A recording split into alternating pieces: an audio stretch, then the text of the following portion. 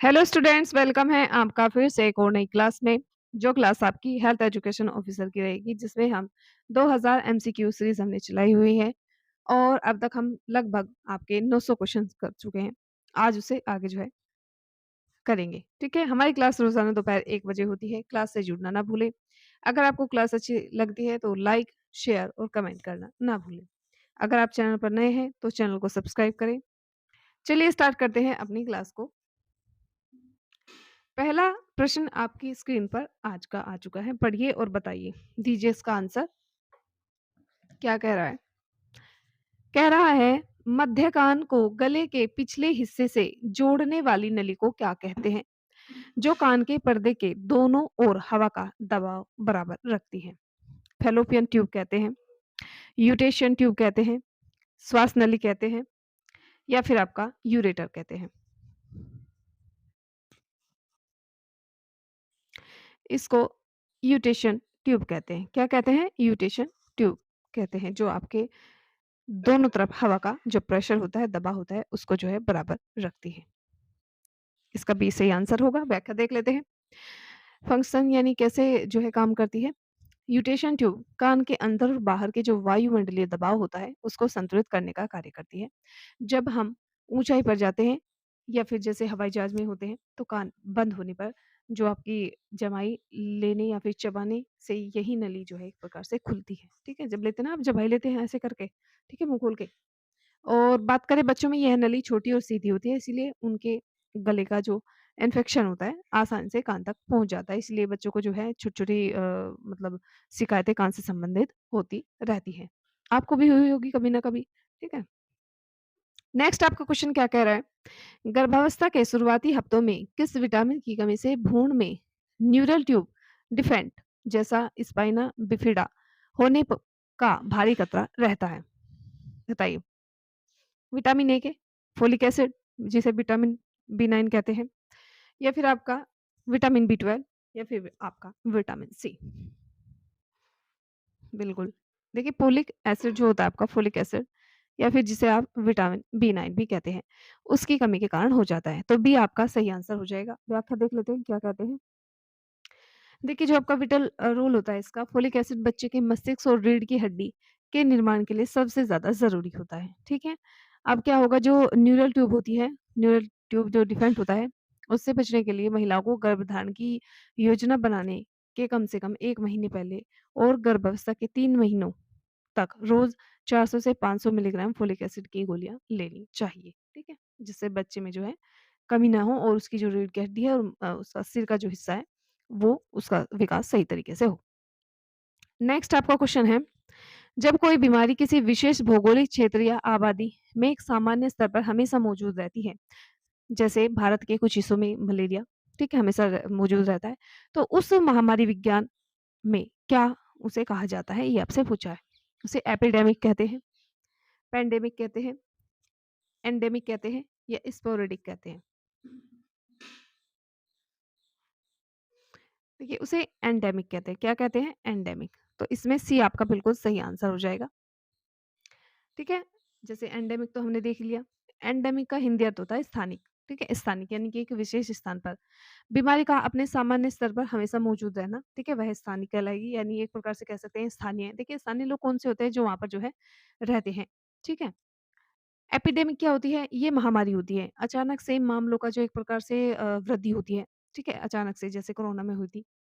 फिर आपका पैंडेमिक क्या होती है? ये वैश्विक महामारी होती है, ये विश्व स्तर पर होती है, ठीक है? जब कोई एपिडेमिक दुनिया भर में कई देशों में जो है फैल जाए, जैसे कोविड-19 हुआ था, ठीक है? नेक्स्ट आपका क्वेश्चन है, यदि किसी व्यक्ति की आँख में गलती से कोई रसायन या एसिड गिर जाए, तो सबसे पहला और सबसे महत्वपूर्ण जो प्राथमिक उपचार है, वह क्या होना चाहिए? आँखों को कसकर रगड़ देना चाहिए, तुरंत कोई आई ड्रिप डालनी चाहिए, आँखों को तुरंत साफ और बहते पानी से कम 15 से 20 मिनट तक आपको धोना चाहिए, या आँखों पर सूती कपड़ा बाँध देना चाहिए? देखिए, सबसे आसान तरीका होता है, जब आपकी आँखों में कोई एसिड, ठीक है, या फिर कोई ऐसी चीज़ जो है चली जाती है, तो आप क्या करते हैं, आँखों को जो है तुरंत साफ पानी से आपको धोना चाहिए, कम से कम 15 से 20 मिनट तक, ठीक है? इससे क्या हो, इन्फेक्शन जो है नहीं होता है, या फिर होता है तो कम होता है, ठीक है? इसकी व्याख्या देख लीजिए। देखिए, आपको जो है प्राथमिक उपचार की बात करें या फिर एकदम जो आपका इमीडिएट जो एक्शन है वो किस प्रकार से होने चाहिए। देखिए, केमिकल बर्न में हर 1 सेकंड जो है कीमती होता है। रसायन को पतला करने और बाहर निकालने का एकमात्र तरीका है कि आप जो है आँख को लगातार पानी से आपको धोना चाहिए, ठीक है? मेथड क्या होता है देखिए, पलकों को उँगलियों से खोलकर रखें ताकि पानी अंदर जा सके। इसके बाद ही मरीज़ को आप डॉक्टर के पास ले जा सकते हैं। लेकिन आँखों को मलना या फिर उस पे सूती कपड़ा रखना, इस प्रकार का कोई भी या फिर इसमें ड्रिप डालना, ठीक है? और ज़्यादा रिएक्शन हो जाएगी। मान लीजिए आपकी आँख में कोई एसिड चला गया है, केमिकल चला गया है, ऊपर से आप दवाई डाल रहे हैं, तो और ज़्यादा एक प्रकार से रिएक्शन हो जाएगी। तो पहले आप उस लिक्विड को या फिर वो जो एसिड आपकी आँख में गया है, उसको बाहर निकालना ज़रूरी है, उसके बाद ही तो ड्रिप काम करेगी।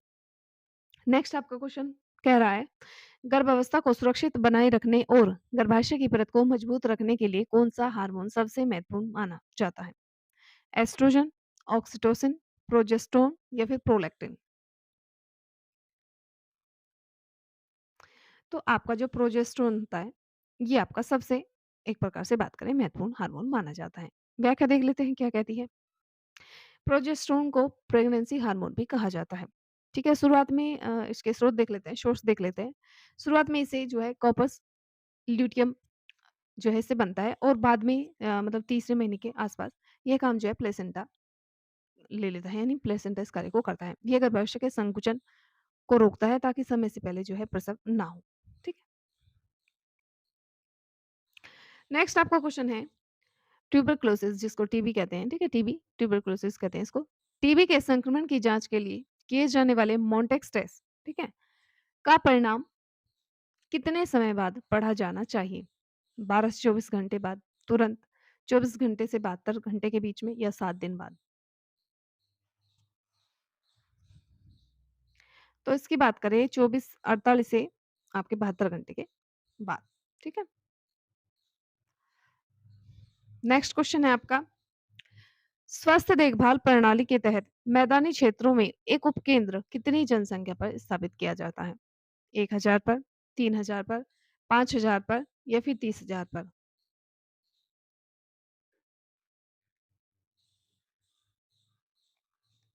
देखिए, मैदानी क्षेत्रों की बात करें तो यहाँ पर 5000 जनसंख्या पर, ठीक है? सी इसका बिल्कुल सही आंसर हो जाएगा। या क्या देख लेते हैं?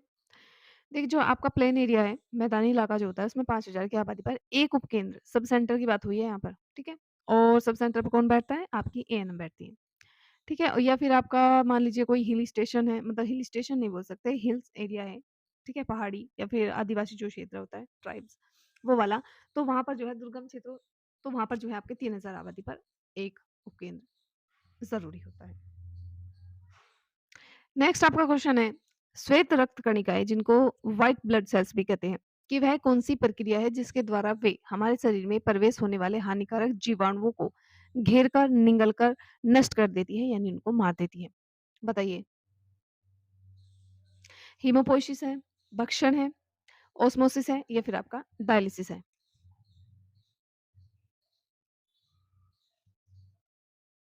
बिल्कुल, तो वो भक्षण होता है। क्या करती है? उन चीज़ों का भक्षण कर देती है जो आपके हानिकारक जितने बैक्टीरियाज़ होते हैं, एंटर करते हैं आपकी बॉडी के अंदर, ठीक है? उनको जो है मार देती है। यानी एक प्रकार से सेल्स ईटिंग भी इसको बोल सकते हैं, यानी कि जो कोशिका होती है उनको क्या करती है? खा जाती है। ठीक है? नेक्स्ट आपका क्वेश्चन है, राष्ट्रीय टीकाकरण अनुसूची के अनुसार बच्चों को खसरे का टीका शरीर में किस मार्ग से लगाया जाता है? बताइए। इंस्ट्रा मस्कुलर तरीके से, इंस्ट्राडर्मल या फिर आपका सबक्यूटेनियस या फिर आपका ओरल? ओरल होता है जो आपका मुँह के द्वारा बूंद दी जाती है, उसको उसको बोलते हैं ओरल। बताइए। बिल्कुल। देखिए, ओरल नहीं, आपका जो है सबक्यूटेनियस, ठीक है? सबक्यूटेनियस तरीके से दिया जाता है बच्चे को खसरे का टीका, ठीक है? ये व्याख्या है इसकी। सबक्यूटेनियस होता क्या है? देखिए, सबक्यूटेनियस होता है त्वचा के नीचे खसरा और रूबेला का टीका दाहिनी बाह के ऊपरी हिस्से पर लगभग आपका 45 डिग्री के कोण पर जो है बच्चे को दिया जाता है, ठीक है? नेक्स्ट आपका क्वेश्चन है, पीने के पानी में नाइट्रस की बहुत अधिक मात्रा होने से, ठीक है, छोटे बच्चों में कौन-सी गंभीर बीमारी हो जाती है? मिनीमाटा रोग, ब्लू बेबी सिंड्रोम या फिर आपका फ्लोरोसिस इटाइटाई रोग? बिल्कुल। तो इसमें आपका जो ब्लू बेबी सिंड्रोम होता है, वो वाला। बी बिल्कुल सही आंसर हो जाएगा। व्याख्या देख लीजिए। जब नाइट्रेट शरीर में हो जाता है तो वह हीमोग्लोबिन को मेथेनोग्लोबिन में बदल देता है और यह नया रूप जो होता है ऑक्सीजन का एक प्रकार से ऑक्सीजन को शरीर के सभी अंगों तक ले जाने में सक्षम यानी ढोने में सक्षम नहीं होता है, जिस कारण क्या होता है ऑक्सीजन की कमी हो जाती है और शिशु की त्वचा, होंठ और नाखून नीले पड़ जाते हैं। ठीक है, इसे ही ब्लू बेबी सिंड्रोम कहते हैं। नेक्स्ट आपका क्वेश्चन है, श्वेत रक्त कणिकाओं में आकार के हिसाब से सबसे बड़ी कोशिका, लार्जेस्ट सेल, कौन सी होती है? लिम्फोसाइट होती है, मोनोसाइट होती है, न्यूट्रोफिल होती है या फिर इओनोसोफिल होती है?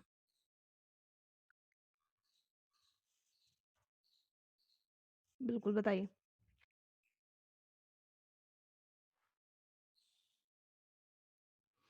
तो आपकी जो मोनोसाइट होती है, ये होती है सबसे लार्जेस्ट सेल, ठीक है? ना इओसिनोफिल होती है सॉरी, ना ही न्यूट्रोफिल होती है और ना ही लिम्फोसाइट। व्याख्या देख लेते हैं। यह खून में पाई जाने वाली सबसे बड़ी श्वेत रक्त कोशिका होती है, ठीक है? जब शरीर में कोई संक्रमण होता है, ठीक है, इन्फेक्शन होता है, संक्रमण होता है, तो मोनोसाइट क्या करती है, खून से निकल करके ऊतकों में चली जाती है और वहाँ मैक्रोफेज में उसको जो है बदल देती है, जो बैक्टीरिया और मृत कोशिकाओं को खा करके साफ करने का कार्य करती है एक प्रकार से। नेक्स्ट आपका क्वेश्चन है, बच्चों को गंभीर दस्त से बचाने के लिए रोटा वायरस वैक्सीन किस मार्ग से दी जाती है? बताइए। इंस्ट्रामस्कुलर दिया जाता है, मुंह से दी जाती है या फिर आपका बताइए। हम्म, सी ऑप्शन क्या कह रहा है, सबक्यूटेनियस तरीके से या फिर आपका इंट्राडर्मल? देखिए, अभी हमने ऊपर देखा तो ये आपको जो है मुंह से यानी ओरल दी जाती है, ठीक है? बी बिल्कुल सही आंसर हो जाएगा, ठीक है? बी आपका बिल्कुल सही आंसर हो जाएगा। व्याख्या देख लीजिए। रोटा वायरस वैक्सीन एक जीवित टीका होता है जिसे पोलियो की तरह मुंह से पिलाया जाता है। डोज की बात करें इसकी 5 बूंदे, ठीक है? 5 बूंदे 6, 10 और 14 सप्ताह की उम्र तक दी जाती है। यह बच्चों में होने वाले जानलेवा रोटा वायरस डायरिया को रोकता है। नेक्स्ट आपका क्वेश्चन है, सिफिलिस नामक यौन संचरित रोग किस जीवाणु के कारण होता है? बताइए। किस बैक्टीरिया के कारण होता है? आपको ये भी देखना है कि कौन-सा रोग जीवाणु से, कौन-सा विषाणु से, कौन-सा जो है कवक से, इस प्रकार के क्वेश्चंस को भी ध्यान में रखना है। ये कह रहा है सिफिलिस नामक यौन संचरित रोग, ये सिफिलिस जो है आपका जीवाणु से होता है, ये आपको पता चल गया, पूछ लेता है कभी-कभी कि सिफिलिस निम्न में से किससे होता है? जीवाणु से, विषाणु से, कवक से या फिर आपका जो है किस प्रकार का रोग है? तो ये तो पता चल गया कि सिफिलिस जो है आपका जीवाणु जनित रोग है। अब ये पूछ रहा है कि किस बैक्टीरिया से होता है, उस बैक्टीरिया का नाम। क्या निसेरिया, गोनोरिया से होता है या फिर ट्रेपोनेमा पैलिडम से होता है या फिर आपका क्लेमाइड्रिया ट्रैकोमैटिस से होता है या फिर आपका जो एचपीवी होता है उससे होता है?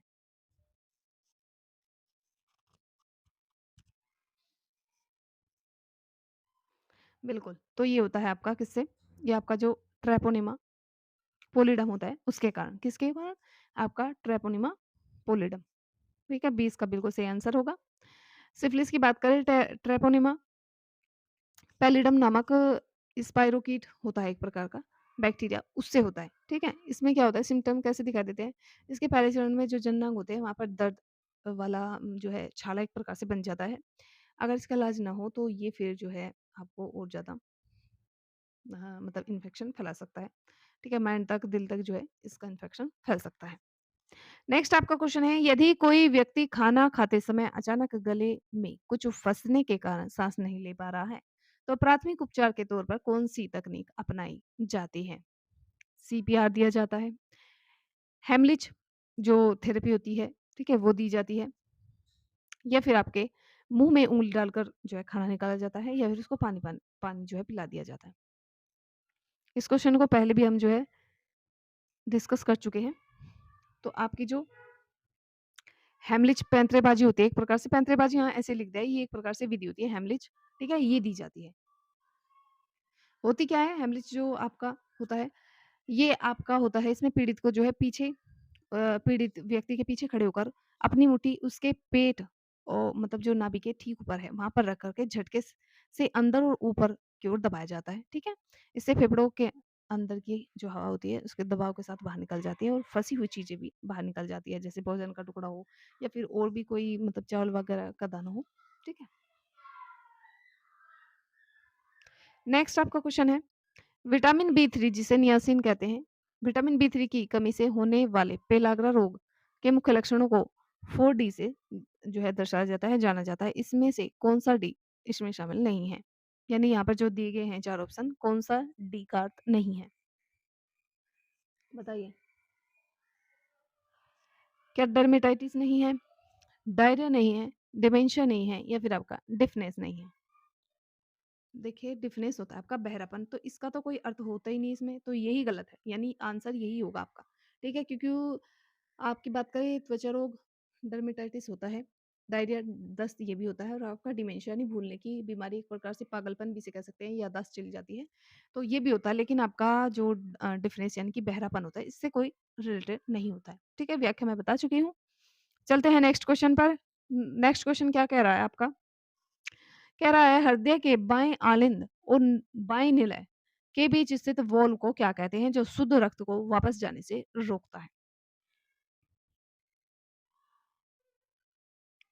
बताइए, ट्राइस्पिड वॉल्व कहते हैं, मिट्रल वॉल्व कहते हैं, एओर्टिक वॉल्व कहते हैं या फिर पल्मोनरी वॉल्व कहते हैं? तो इसे मिट्रल वॉल्व कहते हैं। क्या कहते हैं इसको? इसको कहते हैं मिट्रल वॉल्व, ठीक है? बी बिल्कुल आपका सही आंसर हो जाएगा। व्याख्या देख लेते हैं इसकी। जो आपका लेफ्ट साइड वॉल होती है, देखिए बाईं तरफ के वॉल में केवल 2 जो एक प्रकार से बात करते हैं, कप्स होते हैं यानी कि पल्ले उन्हें बोलते हैं। इसीलिए इसे जो है बॉय कप्स या फिर मिट्रल वॉल भी कहते हैं, ठीक है? फंक्शन क्या होता है, कार्य क्या कैसे काम करता है ये? फेफड़ों से आया जो बिल्कुल शुद्ध खून होता है, ठीक है? बाएँ आलिंद से बाएँ निलय में इसी वॉल के ज़रिए जाता है और यह उसे जो है वापस लौट आने से मतलब वापस आने से रोकने का कार्य भी करता है।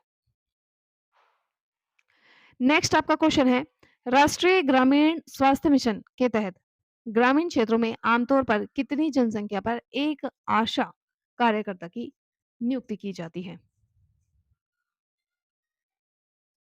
बताइए, 500 पर, 1000 पर, 5000 या फिर आपका 10,000?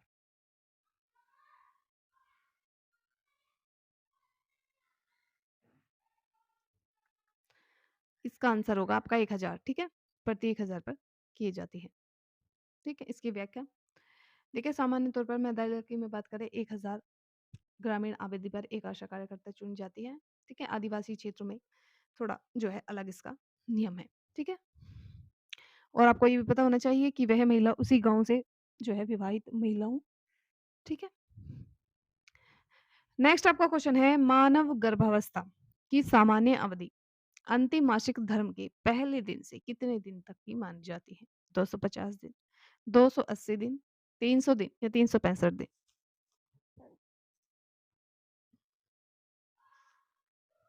देखिए, ये आपकी लगभग आपके 280 दिन की होती है, ठीक है? और बात करें आपकी हफ्ता में यानी सप्ताह में, तो ये आपकी बात करें 40 सप्ताह में लगभग होते हैं, ठीक है? 9 महीने 7 दिन का जो है एक टाइम पीरियड होता है, लगभग 280 दिन होते हैं, ठीक है? नेक्स्ट आपका क्वेश्चन है, एचआईवी संक्रमण की 100% पुष्टि के लिए कौन-सा टेस्ट सबसे विश्वसनीय माना जाता है? ELISA, western blot, Widal test या फिर सीपीआर? देखिए, आप इनमें से 3 चीज़ें पढ़ चुके हैं। एक चीज़ इसमें नहीं है। ये तो आपके लिए नहीं है क्योंकि वेस्टर्न ब्लॉट क्या होता है, ये आपने नहीं पढ़ा। नहीं मैंने अब तक इसका कोई क्वेश्चन कराया है। विडाल टेस्ट हम पढ़ चुके हैं, यानी ये तो आंसर होगा नहीं क्योंकि विडाल टेस्ट आपका जो है बुखार से संबंधित है। सीपीआर आपका क्या होता है? ये साँस मतलब हवा देने किसी व्यक्ति को इमरजेंसी में जो है ऑक्सीजन देने की एक प्रकार से विधि है। तो बचता क्या है? आपका जो एचआईवी होता है उसका टेस्ट पूछा कि 100% जो है पुष्टि यानी सबसे विश्वसनीय टेस्ट पूछा है आपसे। तो ये आपका लेकिन 1 सेकंड। इसने कहा कि आपका 1 सेकंड। इसने कहा एचआईवी संक्रमण की 100% पुष्टि बिल्कुल, जो आपका वेस्टर्न ब्लॉट होता है, यही आपका आंसर है, ठीक है? एलिसा नहीं, विरल टेस्ट नहीं होता, सीपीआर नहीं होता, ठीक है? तो आपका कौन-सा होगा? बी सही होगा। व्याख्या देख लेते हैं। देखिए एलिसा एक स्क्रीन टेस्ट है। यह सस्ता और तेज़ है। लेकिन कभी-कभी यह गलत जो है जानकारी दे देता है। ठीक है? पॉज़िटिव भी बता सकता है और पॉज़िटिव नहीं है वो नेगेटिव भी बता सकता है। इस प्रकार से ठीक है? लेकिन बात करें बिल्कुल कन्फर्मेटरी यानी कि आपका बिल्कुल कन्फर्म टेस्ट होता है। अगर एलिसा पॉज़िटिव आता है तो उसकी पुष्टि करने के लिए वेस्टर्न ब्लॉट टेस्ट भी किया जाता है। ठीक है?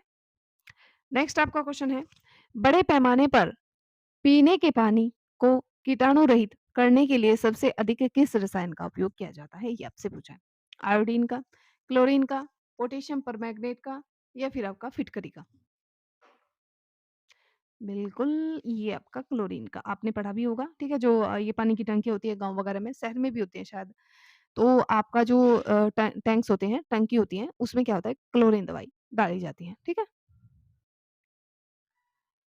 जैसे यहाँ पे लिखा गया है जो नगर निगम और जो नगर निगम और वाटर वर्क्स में जो पानी को शुद्ध करने की विधि होती है वो आपकी क्लोरीन गैस या फिर आपकी ब्लीचिंग पाउडर द्वारा ही की जाती है ठीक है क्या करता है जो पानी में मौजूद आपके टाइफाइड हैजा और जो और बैक्टीरियाज होते हैं उनको मार देता है और उसका सबसे बड़ा फायदा होता है कि यह पानी में लंबे समय तक एक प्रकार से बना रहता है जिससे वहां पर जो है पाइपलाइनों में जो है बैक्टीरिया नहीं पनप पाते।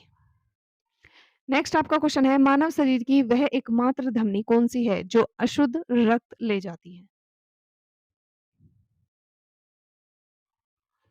तो आपकी ले जाने वाली आपकी जो फुसफुस की धमनी होती है, ठीक है? पल्मोनरी आर्टरी ये ले जाती है, ठीक है? तो सी आपका बिल्कुल सही आंसर होगा। चलते हैं नेक्स्ट क्वेश्चन पर। शाकाहारी भोजन से आयरन के अवशोषण को बढ़ाने के लिए भोजन के साथ किस विटामिन का सेवन करना चाहिए? तो आपका विटामिन सी ये भी मैं कई बार बता चुकी हूँ, डिस्कस कर चुकी हूँ। इसकी व्याख्या है, जैसे मैं बता चुकी हूँ जैसे कोई शाकाहारी भोजन करता है उसमें जो आयरन मौजूद होता है खाने में, उसको जो है एक प्रकार से बात करें, आसानी से सोख लेने के लिए आपको विटामिन सी अनिवार्य होता है। नेक्स्ट आपका क्वेश्चन, भारत सरकार राष्ट्रीय ग्रामीण स्वास्थ्य मिशन की शुरुआत किस वर्ष की गई थी, जिसमें स्वास्थ्य प्रणाली में आशा कार्यकर्ता को पेश किया? बताइए। 2000, 2005, 2010 या फिर 2014? तो ये 2005 में, ठीक है? बी बिल्कुल सही आंसर हो जाएगा। व्याख्या इसकी लॉन्च डेट की बात करें, जो आपका एनआरएचएम था, 12 अप्रैल 2005 को शुरू किया गया था। इसी के थ्रू जो आपकी आज आशा वर्कर्स होती हैं, उनको एक प्रकार से चुने जाने का लक्ष्य रखा गया था। नेक्स्ट आपका क्वेश्चन है, सांप के काटने पर प्राथमिक उपचार के रूप में इनमें से कौन-सा काम बिल्कुल नहीं करना चाहिए? मरीज को शांत रखें और सांत्वना दें, ये भी जो है करना चाहिए। काटे गए अंग पर को बिल्कुल स्थिर रखना चाहिए, ये भी एक हो सकता है। घाव के ऊपर कसकर रस्सी बाँध देना और चीरा लगाकर खून चूसना, ये बिल्कुल गलत है, ठीक है? मरीज को जल्द से जल्द देखो तीनों में से जो एक प्रकार से इसने पूछा है क्या नहीं करना चाहिए, तो ये भी करना चाहिए, ये भी करना चाहिए, ये भी। तो इसका आंसर आपका सी होगा। कभी भी वहाँ पर ना तो आपको कट लगाना है, घाव पर नहीं खून चूसना है, इस प्रकार की क्रिया नहीं करनी है। ठीक है? फ़िल्मों में जैसे दिखाया जाता है, तो ऐसे तरीके आपको नहीं अपनाना है। सिर्फ़ यहीं पर जो है एक्सप्लेनेशन में लिखा गया है और इस क्वेश्चन को कई बार हम डिस्कस कर चुके हैं। नेक्स्ट क्वेश्चन, गर्भावस्था के दौरान एक्लैम्प्सिया एक जानलेवा स्थिति है। प्री एक्लैम्प्सिया के लक्षण जैसे बीपी हाई, सूजन, ठीक है? या फिर आपका प्रोटोनिया, इस प्रकार के लक्षण दिखाई दे के साथ कौन-सा लक्षण जुड़ने पर उसे एक्लैम्प्सिया कहा जा सकता है? एक तो प्री एक्लैम्प्सिया है और एक जो हो जाता है द एक्लैम्प्सिया जो गंभीर अवस्था होती है वो। तेज बुखार, योनि से रक्तस्राव, दौरे आना जैसे कोमा वगैरह में चल जाना या फिर पेट में बहुत तेज दर्द होना। तो इसमें आपका बात करें ये होता है दौरे या फिर कोमा में जो है एक प्रकार से की स्थिति होना।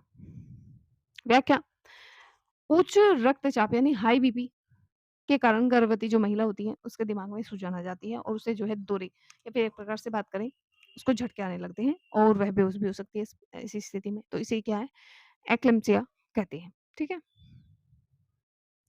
नेक्स्ट आपका क्वेश्चन है, जब किसी व्यक्ति को सीधे बने बनाए एंटीबॉडी दिए जाते हैं, जैसे टिटेनस का इंजेक्शन या सांप के जहर का एंटीडोट, तो यह किस प्रकार की रोग प्रतिरोधक अक्षमता कहलाती है? प्राकृतिक सक्रिय, कृत्रिम सक्रिय, प्राकृतिक निष्क्रिय या फिर कृत्रिम निष्क्रिय? तो आपकी ये कृत्रिम होती है, ठीक है? कृत्रिम और वो भी कैसी? निष्क्रिय, ठीक है? क्योंकि उस चीज़ को काटने का काम करती है, ठीक है?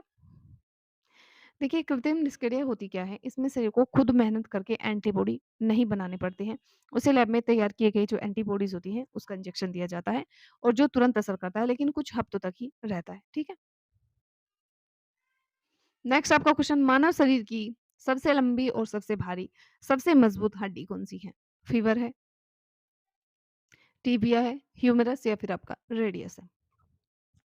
फीमर, टिबिया, ह्यूमस या रेडियस? देखिए इस क्वेश्चन का आंसर आपका फीमर, सबसे मजबूत, सबसे लंबी और सबसे भारी हड्डी होती है। जांग की हड्डी बोलते हैं इसे। इसे जांग की हड्डी या फिर कूल्हे की एक प्रकार से हड्डी भी इसको बोलते हैं, जो कूल्हे से लेकर के आपकी घुटने तक होती है, लंबी। और ये हड्डी कंक्रीट से भी ज़्यादा मजबूत होती है, जो हमारे सारे शरीर का मतलब संपूर्ण भार एक प्रकार से खुद उठाए रखती है। नेक्स्ट आपका क्वेश्चन है डेंगू फैलाने वाला एडीज मच्छर मुख्य रूप से किस प्रकार के पानी में अंडे देता है? गंदे और बदबूदार नाली की जो पानी होता है उसमें, बहते हुए नदी के साफ पानी में, साफ और रुके हुए पानी में या फिर कीचड़ में? तो ये आपका जो साफ और रुका हुआ पानी होता है, जमा हुआ पानी, उसमें अंडे देता है, ठीक है? व्याख्या देख लीजिए एडी जो मच्छर होता है बहुत शाही मच्छर होता है। ये जो है गटर के पानी या कीचड़ में जो है अंडे नहीं देता है। साफ रुका हुआ जो पानी होता है बारिश वगैरह का, मान लीजिए कहीं पर टायर वगैरह में पानी भर जा रहा है, इस प्रकार के पानी में जो है अंडे देता है। नेक्स्ट आपका क्वेश्चन है ओसीडी एक मानसिक रोग है। इसमें कंप्लेशन का क्या अर्थ होता है? बताइए। ओसीडी में कंपल्शन का क्या अर्थ होता है? ओसीडी की फुल फॉर्म आपसे पूछ सकता है। बिल्कुल, बताइए ओसीडी। देखिए कंपल्शन का अर्थ पूछ रहा है, क्या बार-बार आने वाले अवांछित विचार है? चिंता को कम करने के लिए बार-बार किया जाने वाला शारीरिक कार्य या फिर बिना कारण उदास रहना, लोगों से या फिर आपका लोगों से बात करने में डर लगना, ठीक है? झिझक महसूस होना। क्या अर्थ होता है कंपल्शन का? तो ये होता है चिंता को कम करने के लिए बार-बार किया जाने वाला शारीरिक एक प्रकार से कार्य, ठीक है? आपसे 1 सेकंड, आपसे ओसीडी की फुल फॉर्म भी पूछ सकता है। तो ओसीडी की फुल फॉर्म है ऑब्सेसिव कंपल्सिव डिसऑर्डर, इसको भी आपको याद रखना है। कभी-कभी पूछ लेता है, ठीक है? नेक्स्ट आपका क्वेश्चन और आज की वीडियो का लास्ट क्वेश्चन। पानी की अस्थायी कठोरता को दूर करने का सबसे आसान और घरेलू तरीका क्या है? पानी में क्लोरीन मिला देना चाहिए, पानी को उबालना चाहिए, पानी को छानना चाहिए या फिटकरी मिलानी चाहिए? देखिए सबसे आसान तरीका और सबसे एक प्रकार से बिल्कुल शुद्ध हो जाता है पानी इसमें, पानी को उबालना, ठीक है? तो आज की वीडियो को रखते हैं यहीं तक, ठीक है? क्लास कैसी लगी ज़रूर बताना कमेंट बॉक्स में कमेंट करके। वीडियो को लाइक करना, शेयर करना और पढ़ाई को अपनी जो है जारी रखना। अच्छे तरीके से पढ़ना। कल फिर से मिलते हैं एक और नई क्लास, नए क्वेश्चन